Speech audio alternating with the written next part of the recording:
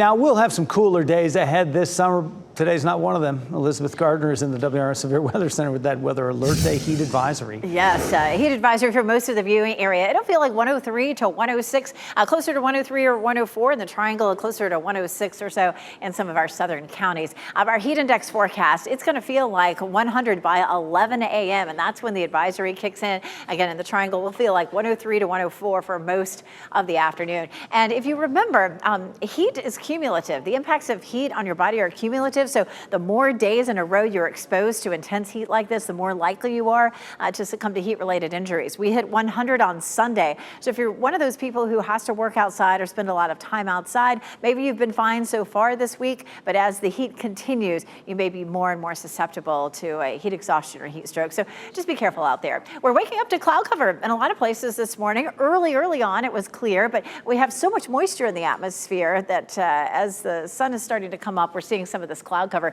Goldsboro and Apex seeing mostly cloudy skies, as well as Chapel Hill, courtesy of Top of the Hill Restaurant, and they're in Fayetteville at our newsroom. Our next best rain chance comes tomorrow. We've been waiting for it. It is not going to be a widespread soaker, unfortunately. We're just going to see some scattered thunderstorms. The front will stall over us into Friday and Saturday and continue that chance of some showers and storms. But again, I can't promise that everybody is going to see rain out of this front. It has been causing some severe storms back across parts of the Midwest. The orange shaded area is a severe thunderstorm watch and a lot of severe thunderstorm warnings there in those yellow boxes that are popping up. And we do have a small chance of severe storms here as well. At 10 a.m., that front is starting to drop into our area tomorrow. A few scattered storms possible right around lunchtime. And then it intensifies a little bit in our eastern counties and settles down a little bit actually by the time we get to 5 o'clock or so. And then on Friday, we have the chance of an isolated shower or thunderstorm as well during the afternoon. Looks like the coverage probably won't be quite as much on Friday. We have a level 1 risk for severe storms from Edgecombe County all the way down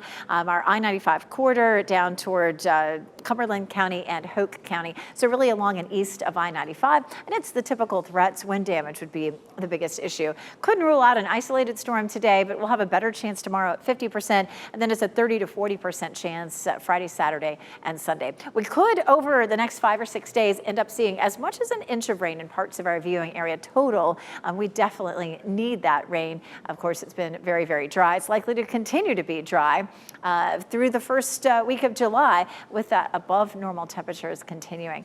In the tropics, things have been fairly quiet. We do have a 20% chance of some development down in the Gulf of Mexico. Again, 100 today with that heat advisory in effect. It's going to be a hot weekend too. Temperatures in the upper 90s. We'll walk through the heat index for the next few days coming up. Ken? All right.